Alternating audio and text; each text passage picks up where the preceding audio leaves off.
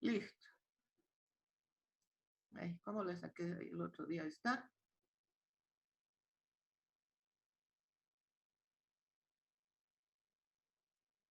Listo. Bueno.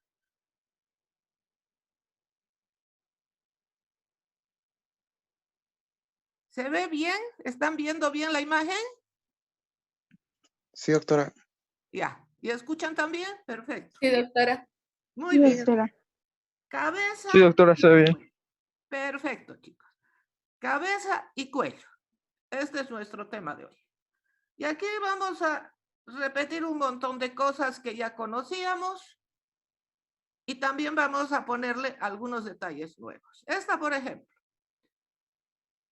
¿De dónde proviene el tejido, el mesénquima, del que se van a formar las estructuras que corresponden a cabeza y cuello? Corresponden al mesodermo paraxial, al mesodermo de la hoja lateral. Tenemos también las famosas células de la cresta neural y también tenemos las placodas ectodérmicas. Estas son las que nos van a proveer entonces de estos materiales. Así, el mesodermo paraxial y el de la hoja lateral. No me estaba olvidando. Perfecto. Empezaremos por el mesodermo paraxial. Ya todos a ustedes han llevado esta imagen, la tienen en esquelético y muscular, en esquelético, en ese capítulo que ya han llevado. Y ya saben que del mesodermo paraxial, los somitas nos van a aportar precisamente el tejido, el mesénquima, con el que se va a formar, por ejemplo, los huesos del cráneo, se formaron huesos del cráneo, pero también nos dan el material para formar músculos. Y también de los somitas vamos a tener la formación de la dermis. Es ahí en todas partes. Del mesodermo de la hoja lateral tenemos en realidad como componentes cartílagos. En concreto, aquí tenemos los cartílagos laringeos, en este caso.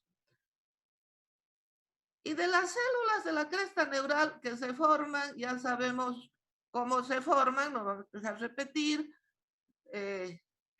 donde tenemos en los bordes, al ir cerrándose el tubo neural, se separaron, etcétera, y de ahí fueron migrando y tenemos entonces todo lo que es el rombencéfalo, del mesencéfalo y también parte del prosencéfalo. Estas células además además, las placodas ectodérmicas son los engrosamientos que se han ido formando, estos engrosamientos que es para formando. Junto con las células de la cresta neural, van a contribuir a la formación de los ganglios para los pares 5, 7, 9 y 10 que ahí tenemos marcados. Y con estas flechitas lo que nos marcan es la migración de las células de la cresta neural para formar el mesénquima de los arcos faringios y además ya saben ustedes toda la montonera de cosas que forman y que además en la cara concretamente hablando de este mesénquima y por eso estamos aquí marcándolas en la región, esto corresponde en realidad esquelético en la región frontal donde forman el frontal y en esta zona, sobre todo con este, nos van a formar todos estos huesos que aquí están en azul, de los que vamos a hablar enseguida. De esta manera entonces tenemos estos componentes con los que se forman. A ver.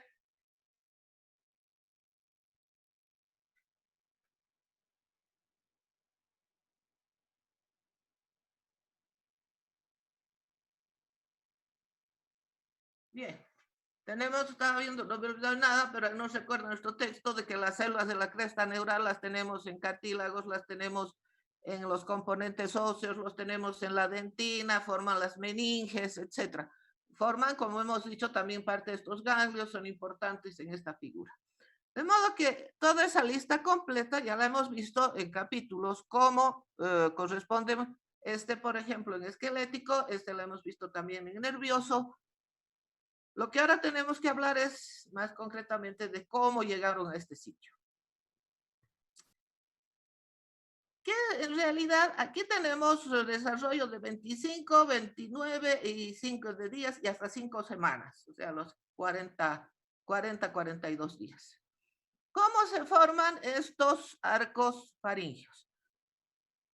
Sucesivamente, como ustedes ven aquí, los famosos arcos faringios son engrosamientos entonces del mesénquima, del mesodermo, en este caso estamos viendo parcial, donde también intervienen células de la cresta neural, que se van formando sucesivamente en esta región, digamos, anterior.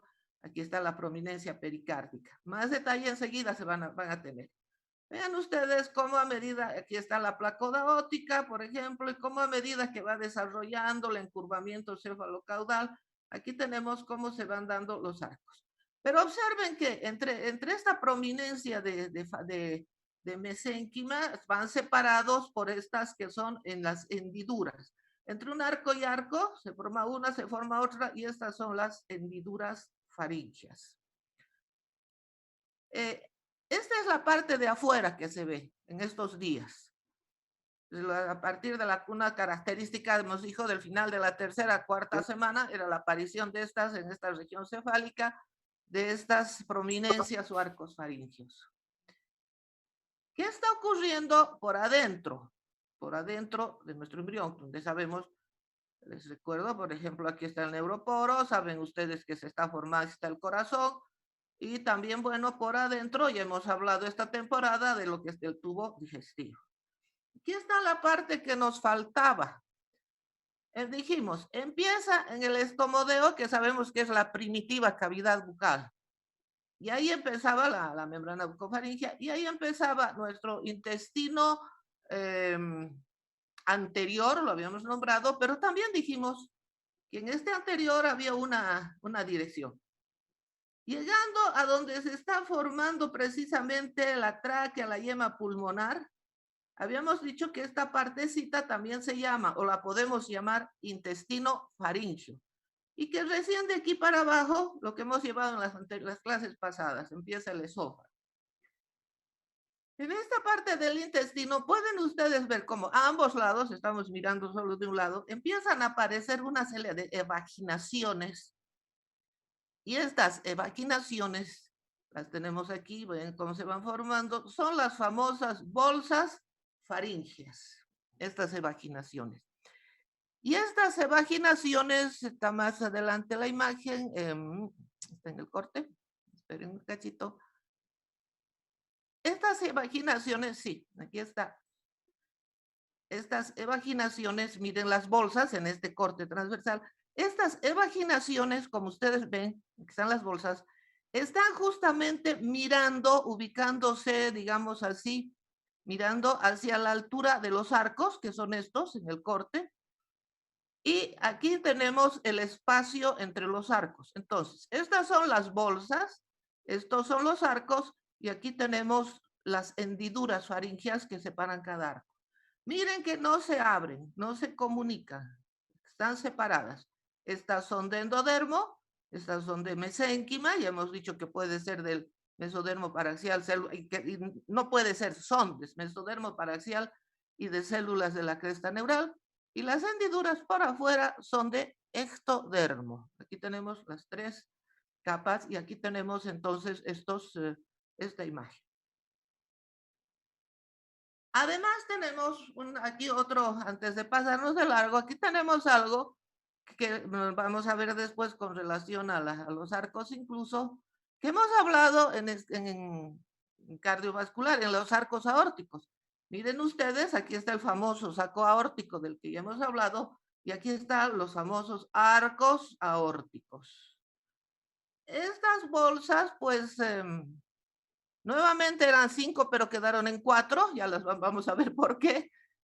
Aquí entonces, en cómo van, tenemos la famosa distribución. Aquí tenemos, aprovecho, para mostrarles cómo, si bien los arcos aórticos, nosotros no tenemos arcos, miren cómo lo que habíamos señalado, el primero y el segundo, se están metiendo hasta esta región donde se va a formar la cara, y tenemos las ramitas, que son los derivados de los arcos aórticos. Aquí tenemos entonces el componente. Ahora, Volviendo a los arcos, que es de lo que nos vamos a ocupar, también tenemos aquí la secuencia en la que vemos cómo, viendo ya de frente, de cara, nuestro embrión, podemos ver la cavidad del estomodeo, o sea, lo que va a ser la cavidad bucal. Miren cómo aquí es un redondito y miren cómo la membrana bucofaringea aquí se está ya rompiendo. Aquí esta es la membrana bucofaringea que está cerrando el estomodeo. Aquí está cómo se estaba rompiendo y miren que ya está dando origen a la cavidad, lo que va a ser la futura boca. Aquí está formándose el corazón, aquí están los arcos. Pero miren ustedes cómo los arcos, sobre todo el primer arco, va a contribuir a la formación de la cara. Y el punto de referencia para la formación que vamos a ver el lunes en detalle es precisamente esta cavidad del estomodeo. Esta cavidad, la cavidad se llama estomodeo, primitiva cavidad bucal. Entonces, vean cómo sobre todo el primer arco se va organizando. Aquí están los procesos que corresponden y los siguientes arcos que en los que vamos a encontrarlos en el cuello. Y de esa partecita de arriba, de esta prominencia, de esta parte de por aquí arriba, que viene más o menos por esta zona, en nosotros sería esto el equivalente, empieza a formarse lo que se llama la prominencia frontonasal más desarrollada, que es ya su mismo nombre nos dice, aquí va a estar la frente y aquí ya podemos ver incluso las placodas nasales, o sea, el lugar donde se va a empezar, se va a formar la nariz, en torno a esto. Ahí tenemos entonces, y aquí está más desarrollado, por ejemplo, un poquito más el segundo arco, las prominencias maxilares, y las maxilares y la maxilar inferior o mandibular y la nasal que está más marcada. Los arcos entonces alrededor del estomodeo van organizándose y nos empiezan a perfilar lo que va a ser la cara. Aquí ya les mostré antes, pero además aquí está el corte, aquí tenemos el encéfalo, aquí tenemos la médula espinal, la laringe, y lo que quería mostrarles además son que cada arco, cada uno de estos arcos, tiene su componente esquelético, tiene sus componentes musculares, tiene su componente vascular, su arteria, y además tiene el componente nervioso. Ese componente nervioso que le ha venido de aquí, precisamente, que le ha venido de este. Ah, no, no está aquí todavía. Enseguida sale. Ah, aquí está. Que le ha venido de aquí. Las placodas ectodérmicas, junto con células de la cleusta neural, han formado los ganglios correspondientes de los pares 5, 7, 9, 10. Y además, al irse formando los arcos, ya vamos a ver enseguida con la regulación molecular, también van dirigiendo cómo hacia cada uno de los arcos van a ir precisamente, en este caso, por ejemplo, las ramas que corresponden del trigémino al primero, también algo participa hacia el maxilar inferior. Aquí tenemos entonces también las del facial, que se dirigen al segundo arco, las del glosofaringio al tercero, las del neumogástrico al cuarto y sexto arco. Entonces, ahí tenemos cómo también van dirigiendo la inervación a partir de los filetes nerviosos que salen de los ganglios, el trigémino, el geniculado, etcétera. Bueno, ustedes los han llevado mejor que yo, están más fresquitos que yo en neuroanatomía, entonces van dirigiendo ya la inervación hacia el área correspondiente.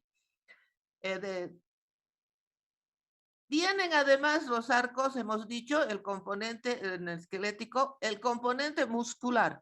Cada arco va a formar los músculos que le tocan a su área y esos músculos van a estar inervados precisamente por estos nervios.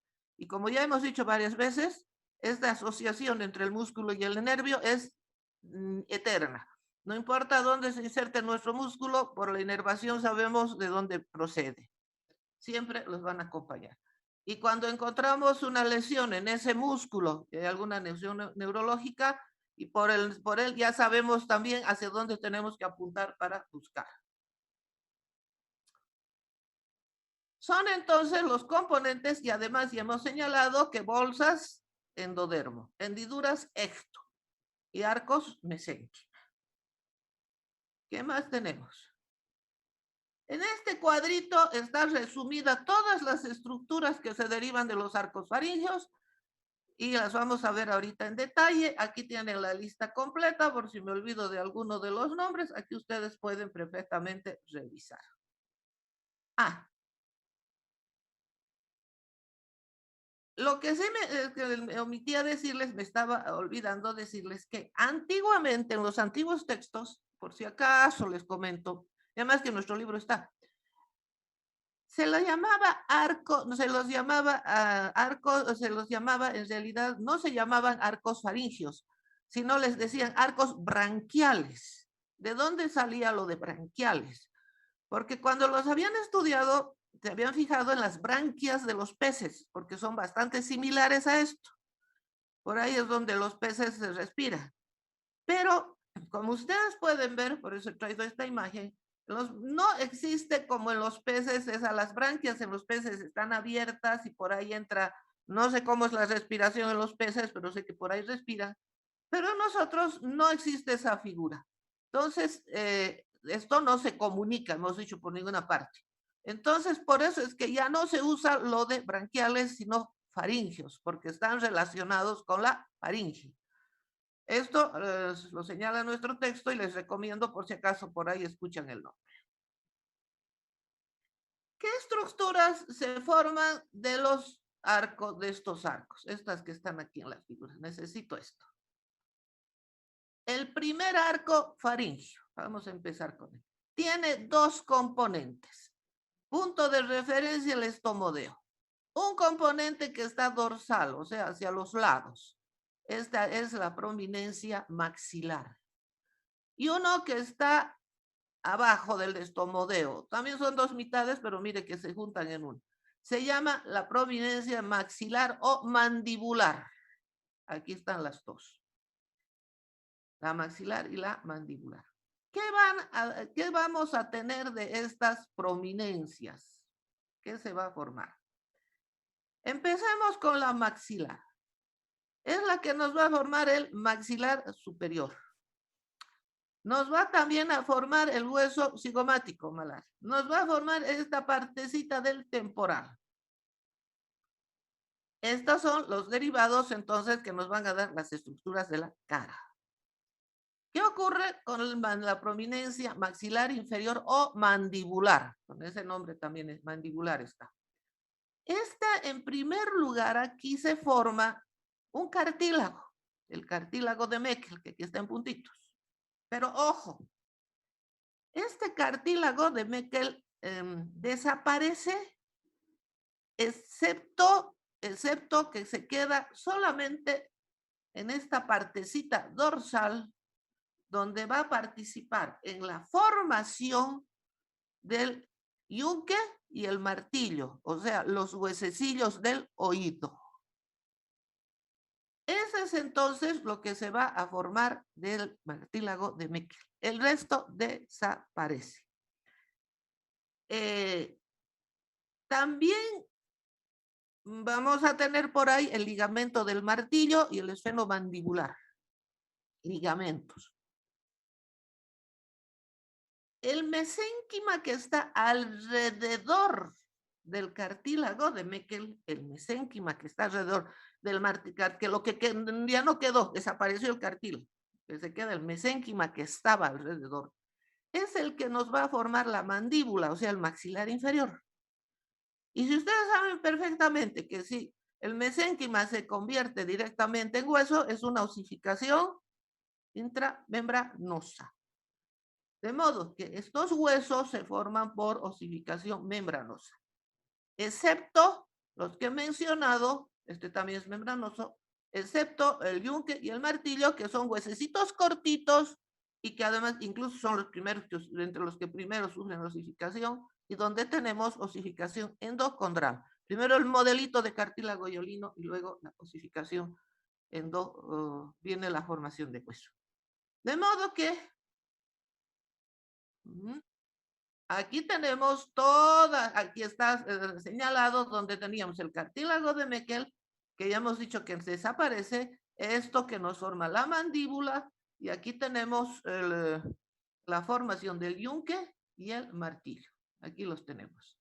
Y bueno, además están los cartílagos. Y aquí, bueno, tendríamos, esta sería En los diferentes arcos, ahí tenemos otros, la formación del maxilar superior, la parte de esta componente del hueso temporal y el hueso cigomático o malar. Son entonces el primer arco el que participa más que nada, donde está nuestra cara, en la formación de la cara. Con todos estos alrededor del estomodeo se formó entonces lo que es el maxilar superior, lo que es el maxilar inferior, por este lado todavía es muy chiquitito, la mandíbula, aquí se está formando entonces la mayor parte de los huesos de la cara. ¿Qué músculos corresponden a este primer arco? Pues todos los que están inervados por el trigémino, sus divisiones maxilar superior e inferior, no solo los músculos, este no es los músculos, estos músculos, sino también tenemos la inervación, la dermis, y por eso tenemos la inervación sensitiva. No solamente tenemos la motora. Y los músculos, ahí tienen ustedes una lista, el temporal, el macetero, todos los de la masticación, el pterigoideo, el vientre anterior del digástrico, el velo del paladar, el tensor, etcétera. Todos los músculos que estén inervados por estos y además por sus ramas, ¿no? Oftálmica, maxilar, etcétera. Y aquí tienen todo el esqueleto. Músculos, entonces, inervados por el trigémino, son aquellos en la cara, son los que derivan del primer arco faríngeo. No sé si aquí le falta alguno, creo que no, pero ahí los tiene.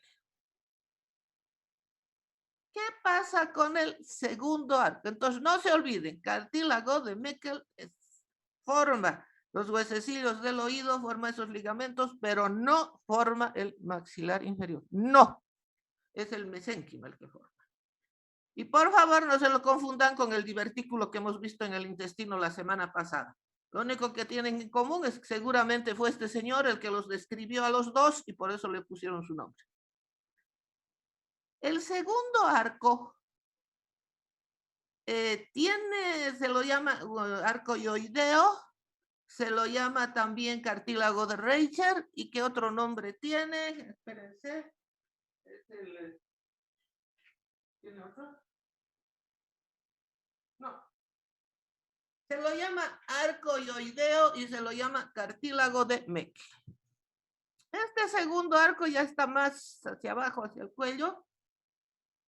Y lo que nos va a formar es la apófisis estiloides, o sea, aquí completamos. ¿Recuerdan ustedes? Una parte del temporal se forma ahorita vamos a de tres partes. La apófisis estiloides, que es del temporal, y nos completa el estribo, el huesecillo del oído que faltaba. El martillo y el estribo, participa en eso este hueso, este cartílago. Y además empieza hacia abajo, por eso digo que empieza ya para abajo, empieza a formarnos la parte superior del cuerpo del ioides justo con las astas menores. Aquí la tenemos entonces, el cuerpo, la parte del hueso ioides. Eso es lo que empieza a formar. Aquí tenemos entonces, del segundo tenemos el cuerpo del ioides con su asta menor. Aquí tenemos la apófisis estiloides, el estribo, y también tenemos el ligamento estiloioideo. Todo esto entonces ha participado de la formación del segundo arco. Les decía que como ven el temporal se ha formado de la porción petrosa y mastoidea, que era de miotoma, se ha formado del primer arco y se ha formado del segundo arco, los componentes. ¿Qué músculos tenemos? Tenemos los músculos de la expresión facial. Todo lo que son el auricular, el frontal, el cutáneo, el orbicular de los labios, el vientre posterior del digástrico, etcétera, etcétera, el estapedio, y todos están inervados por el facial. Ahí tenemos entonces el segundo arco. El tercero es un arco más chiquitito y solamente constituye lo que faltaba del hueso ioides, la parte inferior y la parte del asta mayor del ioides. Tenemos ahí su músculo, el estilofaringio, y tenemos su nervio, el glosofaringio. Este es el tercero entonces. Aquí viene también nuestra historia de antaño y algo que hemos visto ya. Teóricamente tendrían que ser son 6 arcos. Y se habla el cuarto y el sexto. Eso dice el libro. Y todos los dicen, no solo el nuestro, el cuarto y el sexto. Lo que quiere decir que el quinto se quedó minimizado por ahí y los dos otros, el cuarto y el sexto, lo avasallaron. ¿Qué forman estos 2 arcos? Pues cuarto y sexto. Precisamente son los que van a formar lo que habíamos mencionado cuando hablamos de respiratorio. Nos van a ir a formar los cartílagos de la laringe. Aquí tenemos entonces los cartílagos laringeos, tiroides, cricoides, aritenoides, corniculados, cuneiforme. Aquí incluso empiezan los anillos de la tráquea. ¿Se acuerdan que en respiratorio hablamos de la laringe? Ahí tienen entonces, forman los cartílagos laringeos. Y en este caso, lo que tenemos, la inervación está por el neumogástrico, el vago. Lo que sí, por ejemplo, tenemos que el área donde correspondería al cuarto arco es donde tenemos los músculos, el cricotiroideo, el elevador del velo del paladar, los constrictores de la faringe, el cricotiroideo y otros músculos más, y los cartílagos. Esa correspondería a la rama laringea superior. Y los músculos intrínsecos de la laringe son los que están inervados por el recurrente. Y esos serían los que corresponderían al sexto arco. Cuando ustedes ven, en todas partes dice cuarto, sexto y nuevamente no nos ponen nada del quinto. Entonces, de esta manera quedan constituidos los derivados de los arcos que nos han dado las estructuras correspondientes para poder formar la cara. Estos son estos componentes. Un minutito, a ver si no estoy olvidándome de algo.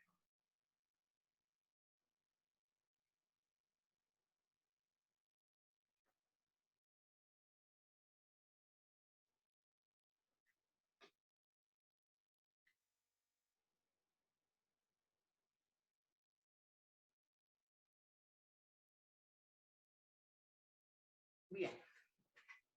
No. Y bueno, entre paréntesis, con relación a la irrigación, porque estamos tan cerquita y quiero aprovechar esta figura, pues les recuerdo precisamente eso, ¿no? Como los 2 primeros arcos aórticos venían y se acomodaban y teníamos entonces ramas que quedaban irrigando la cara, aunque no llegaban, bueno, llegaban a través, eran ramas de otras que llegaban recién a la aorta, porque se han incorporado y han ido irrigando esos territorios. Después de los arcos, aquí están los arcos con sus números. Hablemos de las bolsas. Como han visto, eran unas bolsas que salían a los lados de la faringe y van saliendo y se ubicaban precisamente mirando hacia las hendiduras, miraban hacia las hendiduras, pero hemos dicho que en ningún caso se abre. Y entre una y otra teníamos los arcos. Y que además su revestimiento es endodérmico.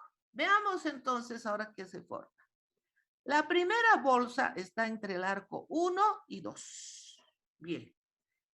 Ya hemos visto que estos arcos 1 y 2 tenían algo que ver o han formado los huesecillos del oído, el yunque, el martillo, el estribo. Entonces, ¿estas bolsas con qué estarán vinculadas? Con el oído. Y precisamente de los huesecillos y de la historia completa la vamos a ver cuando llevemos llevemos oído, que está en otro capítulo más adelante. Pero estas bolsas entonces, esta primera bolsa, empieza a organizarse, a armarse, y empieza a tomar esta formita, mirando hacia al lado de la hendidura, entra entre los 2 arcos, se va colando, se va metiendo, y empieza a mirar hacia la hendidura. Pero como digo, se tocan, pero no se abren. Y en esta partecita se dilata. Aquí la vemos ya dilatada. Y precisamente ahí dilatada es donde va a formar la cavidad timpánica.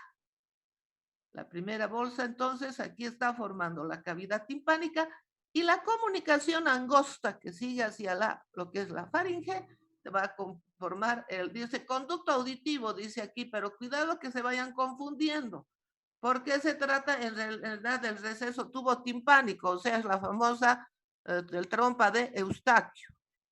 Entonces, ahí se forma, o conducto auditivo interno, sería también otra forma en que lo nombran, interno, o trompa de Eustaquio, um, también el otro nombre es faringo timpánica. Ahí está, me estaba olvidando eso también. Faringo timpánica. Forma entonces esta parte que va a corresponder al oído medio. Como les digo, cuando llevemos oído, vamos a ver más detalles de cómo desarrolla esta cavidad timpánica.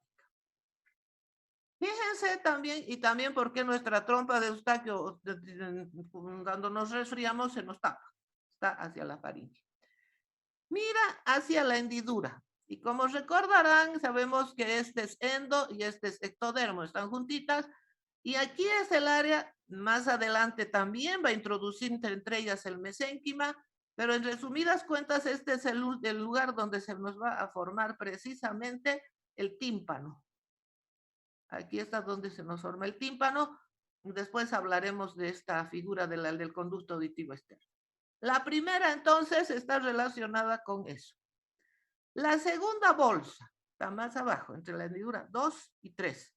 Ya nos acordamos que por ahí anda el hueso yoides, está más atrás hacia la faringe y efectivamente esta empieza a proliferar, empieza también a introducirse en el mesénquima y pronto en este tejido que va proliferando va a empezar a diferenciar un tejido, una invasión de tejido linfático.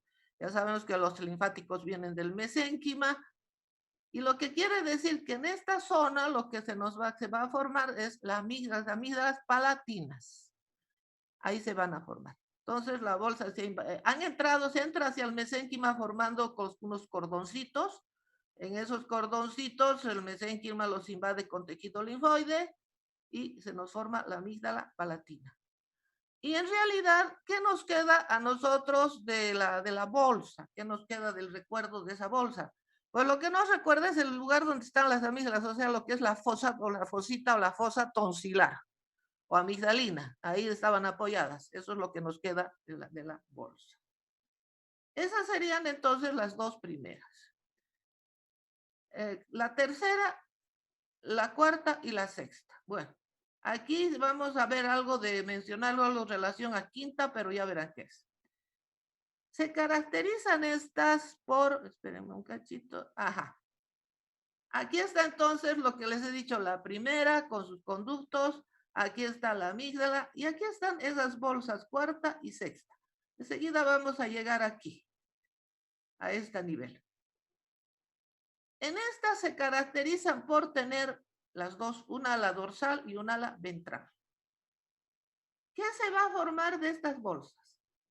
El ala dorsal de la tercera nos va a formar glándulas paratiroides y el ala ventral, el timo. Nos vamos a dejar así todavía hasta ver la siguiente imagen. Paratiroides y timo. La cuarta y la sexta. Una ala dorsal y una ala ventral. La dorsal nos va a formar precisamente también paratiroides.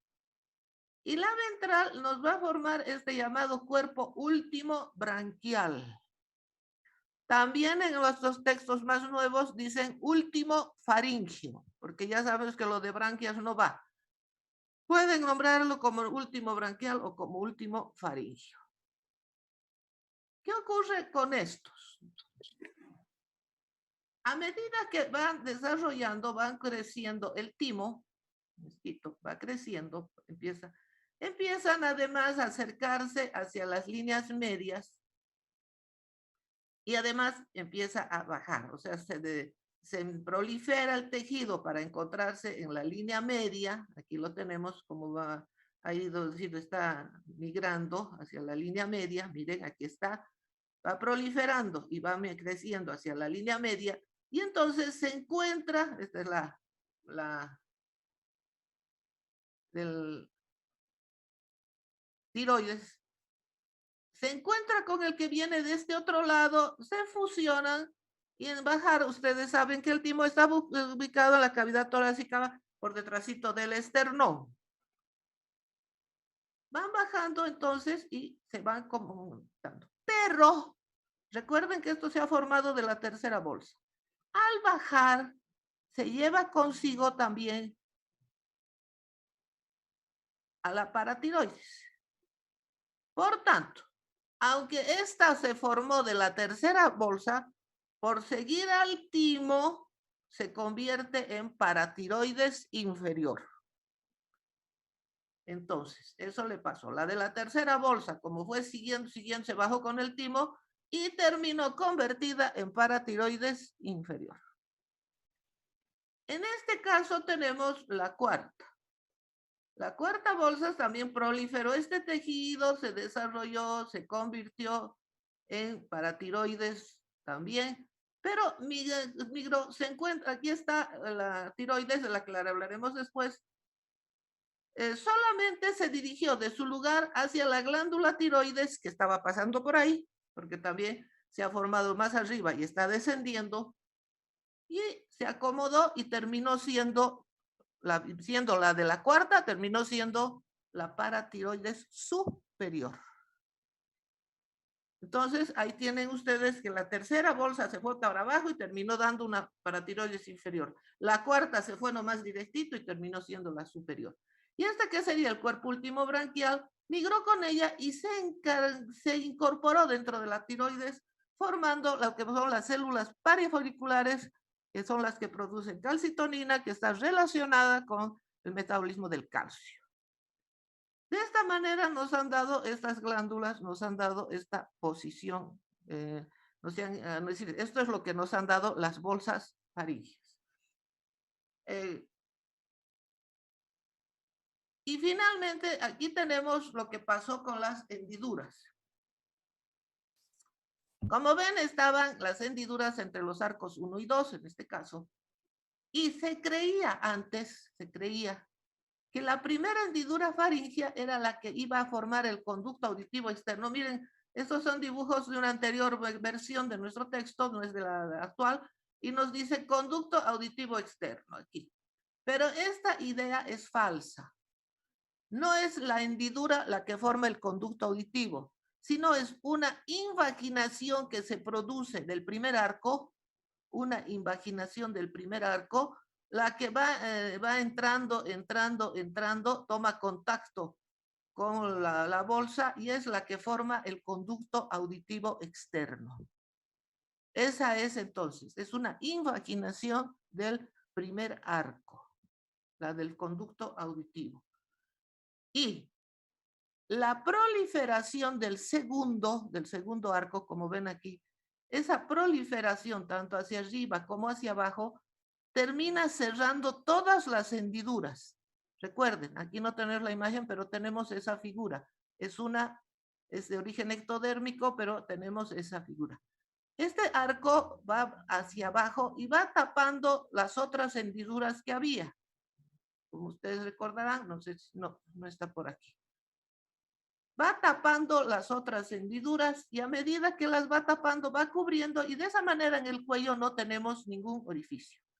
A medida que las va tapando, va haciéndose cada vez más chiquita el espacio, queda temporalmente un pequeño huequito aquí a esta altura del cuello, entre la 3 y la 4, que se llama seno cervical y del que nos vamos, que tiene que obliterarse, también se termina de cerrar, pero que lo vamos a señalar porque puede a veces quedar abierto y nos da una anomalía que vamos a ver, un problemita.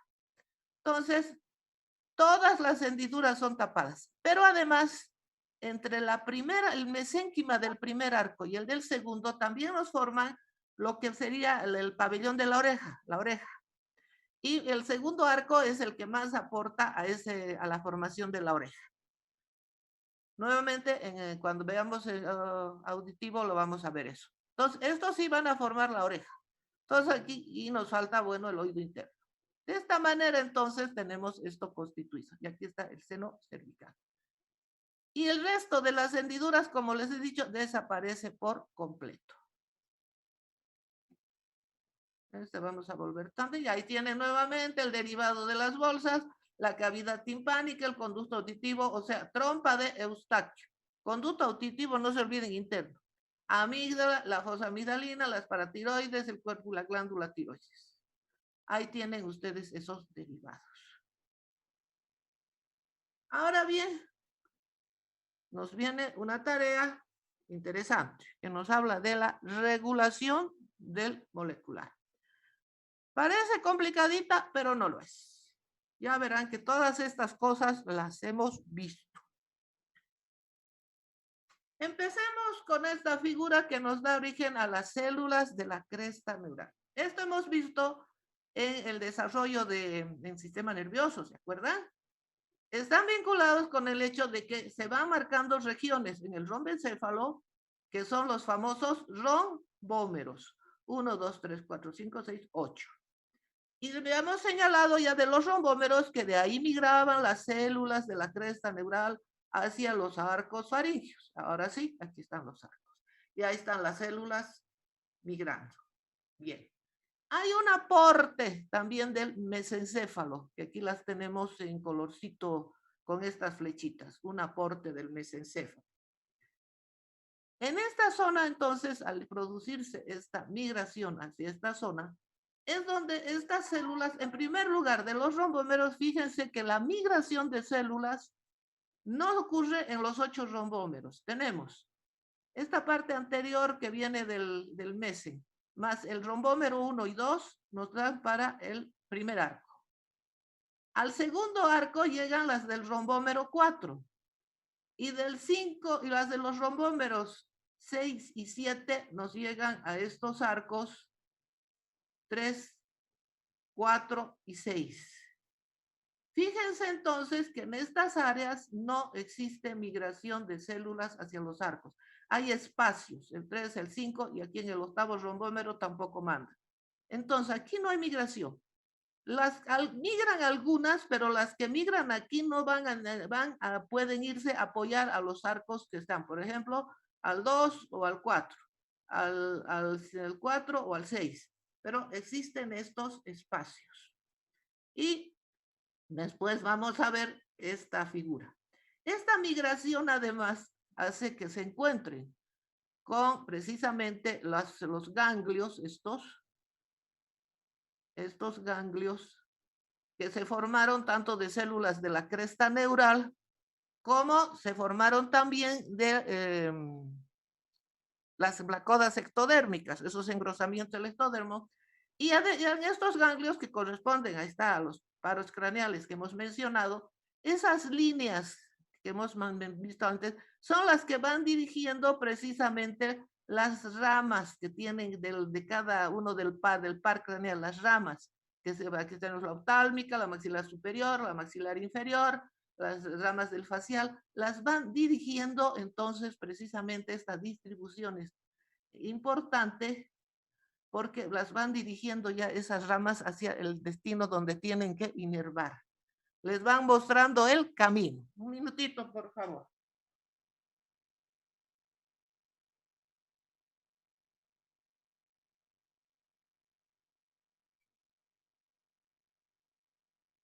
Bien.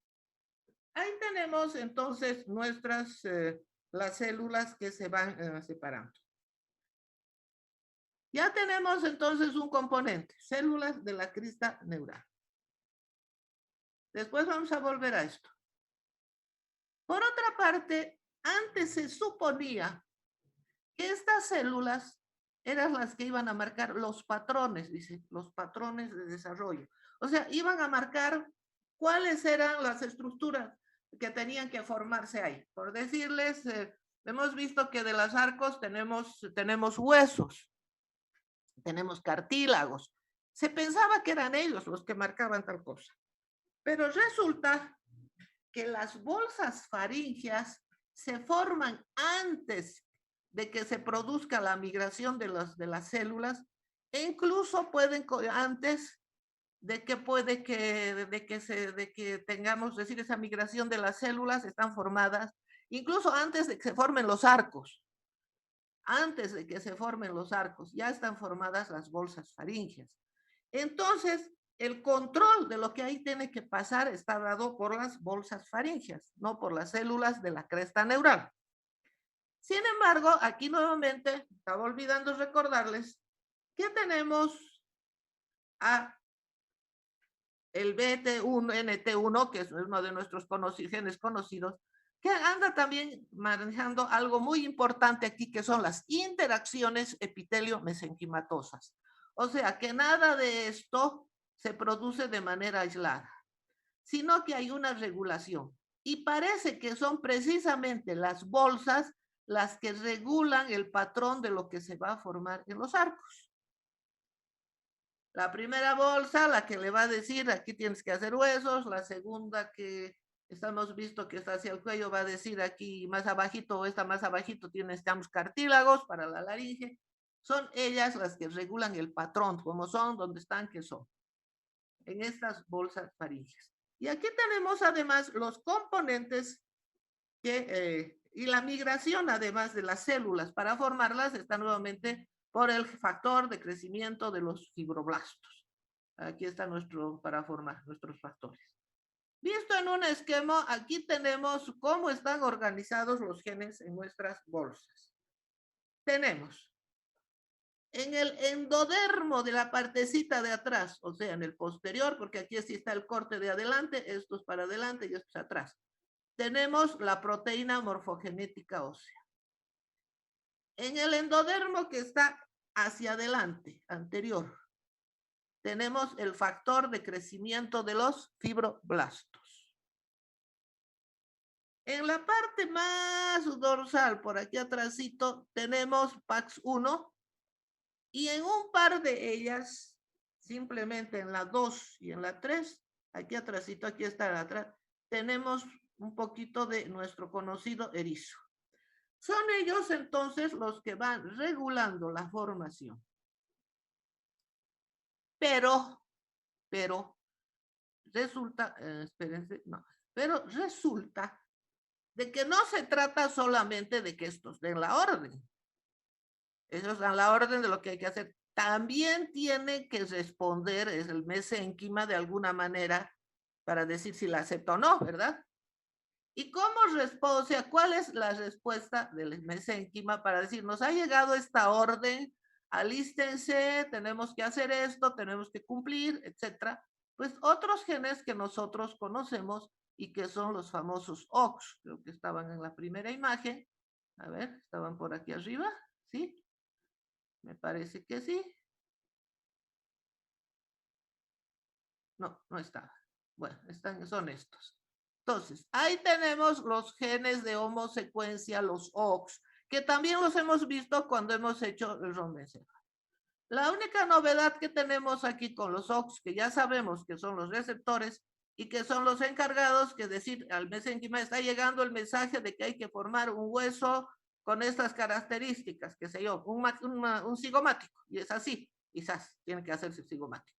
Entonces, a los OX, la única diferencia que aquí tenemos es que en esta región anterior, donde está aquí en azul, es en realidad, es uno también de homeosecuencia que proviene del mesencéfalo. Este es en realidad el área más para formación de la frente, de lo frontal, tenemos el OTX2. Para este bloque que viene del área del 4 está el HOXA2. Y en 6, 7 y 8 tenemos estos parálogos, el HOXA3, el B3 y el D3. Estos son entonces los que ejecutan la orden. Aquí tenemos entonces donde envían el mensaje con esta organización y la interacción con entre el epitelio y el mesénquima, hace los OX, ejecutan y se forman esas estructuras. Hay una interacción entre ellos. El resto del esqueleto no se los va a formar en realidad tanto por acción del SHH como del factor de crecimiento de los fibroblastos 8. Ahí vamos a tener entonces esta regulación para estos arcos. A eso se refiere nuestra regulación molecular. Esta es entonces las que nos va a llevar a la formación de todas estas estructuras que hemos nombrado.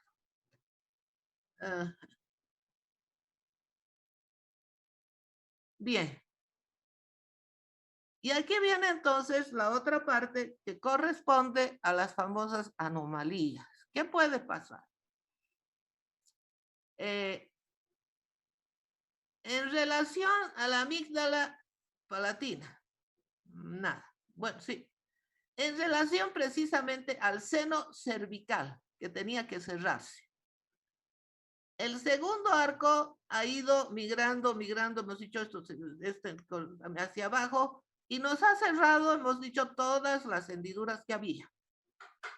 Y nos formó el quiste cervical que les he mostrado. Perfectamente. Aquí tendremos todo el trayecto de ese cierre que les he dicho.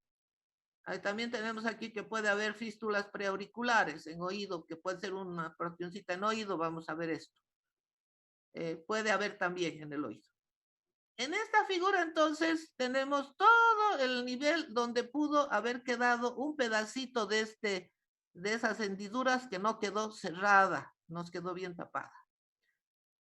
Una característica es que, como ven, están siempre ubicadas, esta sección está ubicada, el área esa de las hendiduras que se cerró, está ubicada por delante del esternocleidomastoideo, o sea, lateralmente en el cuello. A lo mejor no se cerró una de ellas, se quedó ahí como un quiste en lateral, y este quiste es un quiste cervical que no se nota en el recién nacido, no se percibe, y a medida que el niño va creciendo, se va manifestando como hay un tumorcito, un bultito, vamos a ver una foto, y se está agrandando, y lo que tenemos siempre la referencia por delante del esternocleidomastoideo o por debajo del ángulo de la mandíbula. Es una quiste cervical. A veces puede suceder de que el quiste no solamente no se ha cerrado el seno cervical, el quiste es porque no se cerró el seno. Les voy a recordar dónde estaba, aquí arriba les mostré por eso. Les dije, acuérdense de estito. Está por donde andaba, ahí lo tenemos. Entonces, aquí está el seno cervical que no se cerró, estito. Y además, para que miren por dónde anda, puede suceder entonces que directamente no solamente haya quedado el quiste, o sea, se ha quedado así, como les he mostrado en ese redondito, sino que incluso se queda abierto hacia afuera en el cuello. Entonces decimos que este quiste cervical lateral drena hacia afuera por una fístula. Cuando hay este drenaje, una fístula branquial. Entonces sí, ahí es más molesto porque por ese del cuello está saliendo un liquidito constante que es lo que se forma dentro del quiste. Son estas entonces anomalías. Y aquí tienen entonces, dice un niño, no nos dice la edad, paciente con un quiste cervical. Aquí tienen entonces, como les decía, cerca del ángulo, por delante del externo, un quiste. No se nota en el decir nacido, a medida que va creciendo, va desarrollando el cuello y también crece el quiste hasta que un momento llega y da estas molestias. Ahí tienen ustedes entonces esta figura de los quistes cervicales. Es una de las anomalías que podemos encontrar en cuello. Falta decir. Luego, ¿qué otras hay? Ajá. Aquí viene un elemento muy importante. Y este elemento, estas imágenes que yo tengo no son las mismas que están en la edición del libro, pero su libro tiene también estos síndromes, todos los van a encontrar, las figuras también. Lo que aquí me interesa más es demostrarles que en todo el detalle hemos señalado y hemos hecho mucho énfasis en las famosas células de la cresta neural. Cómo migran, cómo forman el mesénquima, o sea, todos los huesos de la cara, incluso en la región frontal, participaron ellas con mesénquima. Entonces, quiere decir que cuando hay alteraciones de estas células, también pueden presentarse anomalías de la cara, que es lo que estamos viendo. Y así decimos síndromes craneofaciales de la cara.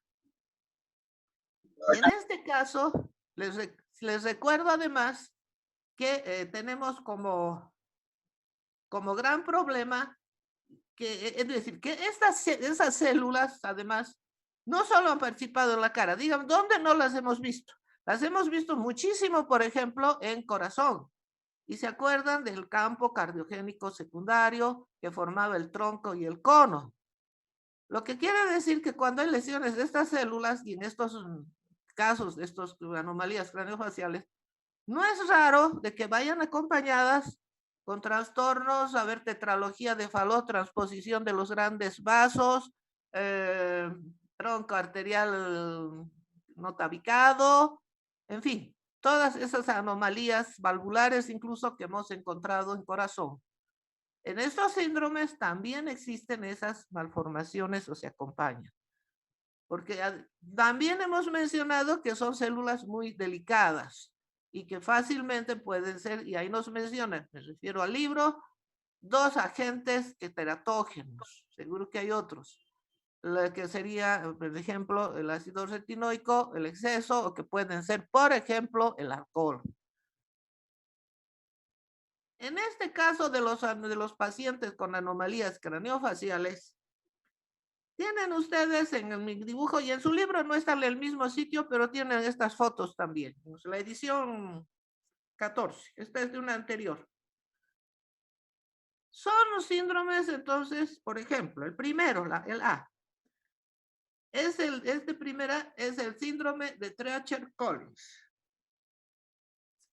Este síndrome de Treacher-Collins, como ustedes ven, miren ustedes cómo es la mandíbula. También se da el síndrome de Treacher-Collins. Tienen ustedes entonces la formación de ahí está la mandíbula. Tienen ustedes, se da por eso es autosómico dominante, la forma de herencia del Treacher-Collins es autosómico dominante, y también es una mutación del TCOF1, que es un gen que está en el brazo corto, brazo largo del cromosoma 5. Ahí tienen entonces, y es autosómico, también será por un síndrome autosómico dominante, lo que hace entonces que no sea muy frecuente de ver. Como ven ustedes, el maxilar inferior no está desarrollado, hay una hipoplasia de maxilar, miren ustedes, tienen ustedes tal en la mandíbula, el maxilar inferior igual, el cigomático es muy chiquitito, no está formado, miren ustedes la implantación de las orejas es anómala, tiene entonces toda una serie de anomalías y por eso también se lo conoce como disostosis mandíbulo-facial. Este es uno de los síndromes que pueden encontrar. El segundo que tienen ustedes, este es el síndrome de Robin. Está por aquí la secuencia de Robin. Esta, miren ustedes, aquí lo que llama la atención es la orejas de implantación muy baja. En este tenemos un maxilar inferior muy chiquitito, una micrognatia.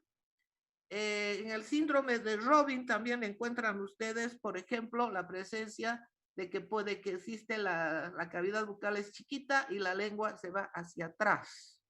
Tenemos entonces ese micrognatia. Ahí pueden, como es chiquita la cavidad bucal, lo vamos a ver la próxima semana, no se cierra, no se cierra bien el paladar, hay un paladar hendido y la lengua, ahorita la vamos a ver, se forma hacia atrás, una glosoptosis, o sea, hacia atrás. Entonces, la mandíbula es chiquitita. La cavidad bucal chiquitita no permite que se cierre bien el paladar hendido.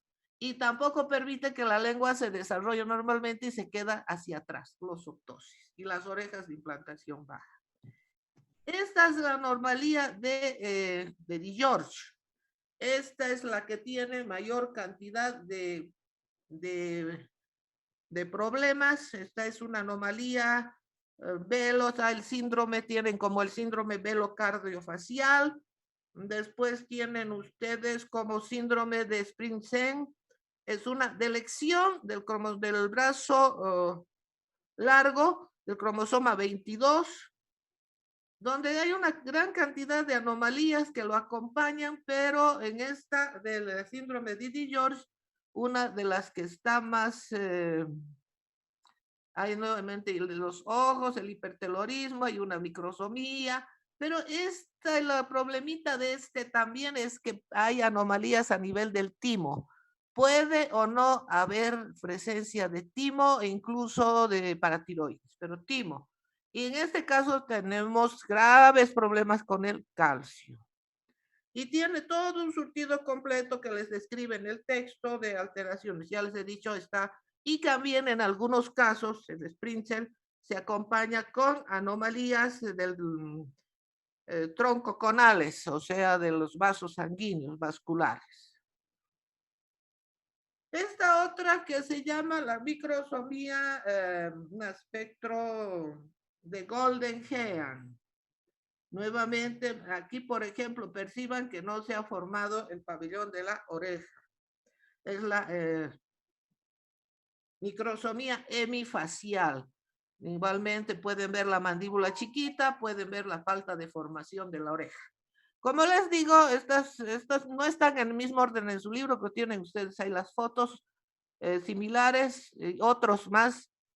Son problemas que surgen a nivel de la formación de los procesos faciales, en los cuales el otro problemita que está bien acompañado es los anomalías de cardiovasculares, sobre todo troncoconales, que es donde estaban las células de la cresta neural, y también de otras estructuras. Por ejemplo, estamos viendo en la de George la falta de timo, lo que también afecta al sistema inmunológico, ¿verdad? Entonces, ahí tienen los problemas que pueden ser como resultado de estas alteraciones en la formación propiamente de la cara. Estos síndromes. Ajá. Espera que me molesta aquí. Ahora bien, aquí tenemos cómo se forma la lengua. Nuevamente el dibujito anterior. Los arcos, en este caso lo que tenemos nos muestra entonces sería, ya tenemos a las 5 semanas y a los meses. Aquí tenemos cortados los arcos y aquí vemos la cavidad bucal en realidad. Aquí está empezando a ser lo que va a ser la laringe. Ahí tienen las prominencias, la de la laringe, y ahí tenemos la cavidad famosa del estómago, el piso de la boca, pero porque todavía nos falta ver la próxima semana cómo se forma el paladar, en ese piso. Bien. Hacia esa porción, vista de la porción ventral de los arcos, ahí nos muestra qué pasó con las arcos. También hubo mesénquima de los arcos que migraron hacia esa cavidad, hacia adentro, hacia el estomodeo. Nos vamos a ver por aquí arriba un dibujito donde estaban nuestros arcos, donde andaban. Creo que había por aquí. En las primeras figuras estaba eso. ¿No ve? Aquí está el estomodeo, esa cavidad. Entonces, aquí hacia el piso, hacia este piso, hacia la parte de arriba, el frontal, hacia este piso también los arcos enviaron hacia allá adentro mesénquima de los arcos. Y nos fueron formando. ¿Qué? El primer arco lo tenemos en rojo. Las prominencias linguales laterales y al medio una segunda que es el tubérculo impar. Provienen entonces del primer arco. Ahí está clarito el dibujo. Y tenemos este componente del segundo arco que también nos va a formar, no tiene aquí nombre, nos va a formar en relación al primero. ¿Qué nos va a formar toda esta prominencia lingual? Es decir, van creciendo y a medida que van creciendo, como vemos aquí, miren cómo se va formando, miren esta, inclusive podríamos decir que a Baisaya al segundo, aquí está el del segundo, nos va formando lo que es el cuerpo de la lengua. Crecen, crecen, crecen, crecen, y al ir creciendo, además se van separando de la base de lo que va a ser el piso de la boca, donde se está estructurando. No se olviden que ahí estamos con los músculos, estamos con toda la formación de la base de la boca. Se van separando y aquí tenemos entonces cómo empieza a formarse lo que es los 2/3 anteriores, o sea, el cuerpo de la lengua. Se forma entonces de componentes del primer arco, sobre todo del primer arco faríngeo. Este segundo lo vamos a mencionar también. Del tercero y cuarto podemos ver al medio esta cúpula o eminencia hipobranquial Y en este podemos ver incluso la famosa prominencia epiglótica de la que ya habíamos hablado cuando hablamos, aquí está precisamente de la laringe. Aquí tenemos entonces cómo se va formando y esta parte posterior es la que nos va a dar entonces parte a la raíz de la lengua, que la tenemos en amarillo, la cúpula o eminencia hipobranquial, nos va a formar la raíz de la lengua y de esta parte de lo que es la eminencia epiglótica también nos forma entonces, aquí están la famosa la epiglotis y aquí está donde el orificio laringio pasa de ser sagital a formar esa formita de T, y aquí tenemos incluso las providencias aritenoides. Aquí está la abertura de la laringe de la que habíamos hablado al ver la formación del el respiratorio. De estos componentes, entonces, tenemos la formación de la lengua. Entonces, del primer arco, el cuerpo, el primer y segundo, y de estos tenemos esta formación de la lengua. Ahora, eso sería en cuanto a los sectores. Ahora, tenemos ¿cómo está inervada la lengua? Pues la inervación la sacamos en consecuencia exactamente de lo que ya conocemos. ¿Cuál es el nervio del primer arco? El trigémino. Por tanto, aquí tenemos la inervación del trigémino a través de las ramas mandibular. La tenemos la inervación de la lengua. ¿De dónde se va a inervar la parte del... vamos a decir, el facial no lo nombramos aquí todavía. El tercera, esta porción tercial de la raíz. ¿De dónde viene? ¿Cuál es el del tercer arco? El glosofaringio. Del cuarto, aquí tenemos el laringio superior. Ahí tenemos la inervación motora. Ahora bien, la lengua es en realidad una estructura, esta parte que hemos visto corresponde, es una estructura de músculos, llena de músculos, componentes musculares. La separación, además, entre la raíz, aquí tenemos el surco terminal y este agujero ciego, que es bien importante, ahorita lo vamos a ver para qué nos sirve en embriología, ¿no?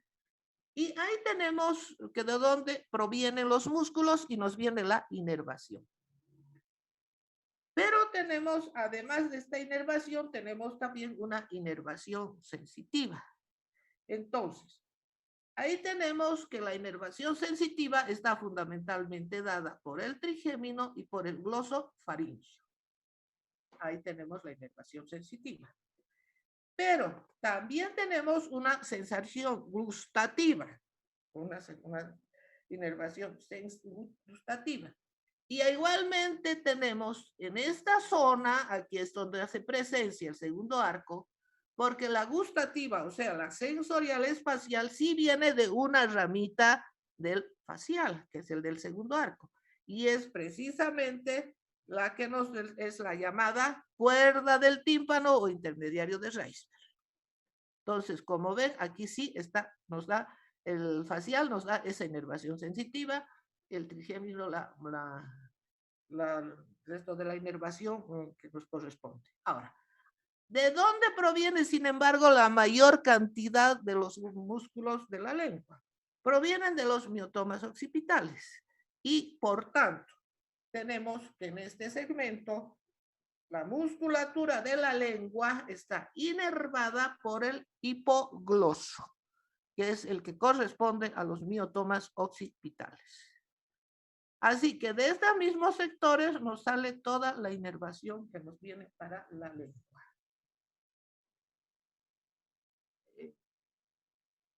Aquí está esto. ¿Qué ocurre? Como digo, ¿qué ocurre cuando no se separa al ir creciendo la lengua? Por un proceso, digamos, de apoptosis se va separando de la base de la boca y nos deja siempre un pequeño restito que lo tenemos todos en la lengua, que es el frenillo.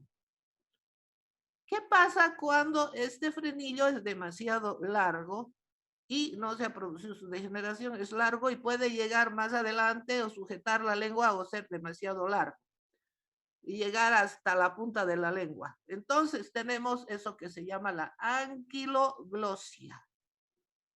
La lengua queda pegada ahí, en la punta de la lengua, la anquiloglosia. Y esto es un problema serio cuando es así tan largo el frenillo, porque no solamente empezando en el bebé, no es que le va a dificultar emitir las palabras, hablar, sino que hasta le causa dificultades para lactar. A ver, peguen, dejen su lengua bien quietita, abajo sin moverla y traten de succionar. Esta es entonces una de las anomalías que podemos encontrar con relación a la lengua. La anquiloglosia, ¿y qué significa eso? Que no está separada del suelo de la boca. Y luego tenemos para hoy día precisamente la glándula tiroides. Hasta aquí vamos a llegar, es decir, con esto más. ¿De dónde apareció y se formó? Es una proliferación que se forma en el piso, o sea, nuevamente tenemos su origen endodérmico, en el piso de la faringe, a nivel del agujero ciego. A ese nivel, aquí está el agujero ciego, es por eso les decía, aquícito, por debajo de estito, por debajo del agujero ciego, pero proveniendo de la faringe, ahí tenemos entonces aquí creo lo tenemos, no, es el quinto, ahí está, aquí tenemos la imagen, este agujero ciego. Por debajo, entonces, por ahí, de ese nivel, se produce esta proliferación, que empieza esta estructura de origen endodérmico, que empieza a proliferar. Agujero o foramen ciego. Nuestro libro dice foramen. Empieza a proliferar y empieza a descender. Aquí está la línea de descenso, precisamente desde aquí. Y a medida que va descendiendo esta proliferación, empieza a adquirir esa su forma característica de este divertículo, empieza a proliferar hacia los lados, las alitas, y a medida que va bajando, va descendiendo, se va acomodando por dando el delioides, empieza a pasar hasta llegar a acomodarse por delante de los anillos traqueales. Esta es entonces la forma en que se va desarrollando. A medida que desciende, entonces la encontramos tomando la forma de mariposa, ¿no? Que tiene en su descenso. En relación a esta glándula, podemos decir entonces que la tiroides, a partir de ya del tercer mes, alcanza ya a la séptima semana, ya se encuentra en su sitio, en la posición final a la séptima semana, sigue desarrollándose, como ven es de origen endodérmico, y a partir del tercer mes ya se pueden encontrar las células foliculares que están empezando a producir el coloide necesario para que se formen las hormonas, la tirosina y la tiroyodo, tironina, tiroyodo, tironina. A partir del tercer mes ya tenemos la formación. Otra cosa que podemos decir con relación a la tiroides es recordar que en esta su migración también se van acercando a ellas las células parafoliculares que se formaron de la sexta bolsa faríngea, de la cuarta bolsa faríngea, las células, y se van incorporando a ella, porque además de las células que tenía, están esas células parafoliculares que son las responsables de la calcitonina. En la migración que tiene, en este proceso de migración, tenemos entonces que puede haber tiroides aberrante que se pueden quedar en algún punto por ahí, restos de la glándula que se puede haber quedado en algún nivel donde ven los huecos, los agujeros, siendo un punto tal vez formando los quistes tiroglosos y siendo el sitio más común que tenemos de formación sería más bien en la base de la lengua, es uno de los sitios donde se pueden encontrar estos quistes tiroglosos. Lo mismo ocurre también con el timo y con las paratiroides, que en su descenso, al que han tenido que bajar tanto el timo hasta el tórax, pueden haber quedado restos de tejido tímico en el timo de accesorio o paratiroides que se han quedado fuera de su localización. Por ejemplo, paratiroides inferiores que pueden quedar a veces a nivel de algunos vasos sanguíneos. Puede haber entonces estas localizaciones aberrantes. El problema con ellas es que a veces son tejidos funcionales que se dan. Entonces, que pueden funcionar. Entonces, como la glándula tiroides, este restito que quedó, y al funcionar dan los mismos problemas que la glándula, empezando por, well, quizá que conozcan ustedes más, que es en aumentar de tamaño.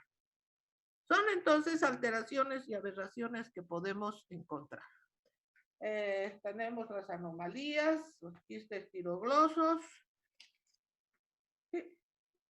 y tenemos los otros quistes que hemos visto, los químicos. Ya. Estoy mirando el dibujo. Cuando les he hablado de los cervicales, les he dicho que estaba por delante del esternocleidomastoideo. Entonces, si vemos así lateralmente una protuberancia, una estructura creciendo, pensamos en un quiste. Pero fíjense que los quistes tiroglosos tienen la característica y se diferencian así. Al verlos, digamos, y si se ve como si se presentaran, ¿no? Por una línea media. Entonces, un crecimiento en la línea media me hace pensar en un quiste tirogloso. En cambio, si es lateral, sería en un quiste del seno cervical. O también puede ser otras cosas, pero ese es otro capítulo. Ahí está, la imagen de un quiste tirogloso. Ahí la tiene. Entonces, la glándula en el arco hioideo, aquí está, precisamente en esta región. Son entonces anomalías que se pueden presentar. Y aquí ya vamos a entrar el próximo lunes, no se olviden. Vamos a ver entonces con esos componentes, sobre todo los del primer arco, porque son los que nos interesan, vamos a ir formando los procesos faciales. Miren qué bonitos éramos a las 5 semanas. ¿Qué tal, alajitos? Aquí también podríamos haber puesto nuestra foto en el álbum familiar, menos mal que no la pusieron, ¿no? Vamos a ir entonces viendo la próxima semana todas estas estructuras que van a dar origen a la formación de la cara. Entonces, no se olviden que ya esto que nos queda por ver, que las que nos dan de la formación, no tiene nada de más, es mucho menos, más sencillo todavía de lo que hemos dicho que esta mañana, que no es difícil, porque hemos repetido muchas cosas que ya conocíamos de otros temas. Entonces, no se olviden que la clase que siguiente va a ser el lunes, donde terminamos con esa partecita de cara. Ya sé que el lunes van a estar hechos todos ustedes un flan de nervios en grado máximo, por tanto, esa parte que nos queda no es muy complicada y sencilla y la vamos a terminar muy rápido. Y de esta manera, esta mañana también ya podemos irnos a descansar. Nos vemos el próximo lunes. Y el martes, tranquilos, dedíquense solo a pensar en su examen de anatomía. Pero antes, ¿hay alguna pregunta, por favor? ¿Tienen alguna preguntita? ¿Algo quieran saber? ¿Quedó todo clarito? Sí, todo claro. Doctora, Muy bien. doctor. Se entendió todo, doctora. No hay problema. No es difícil este tema, ¿no es cierto?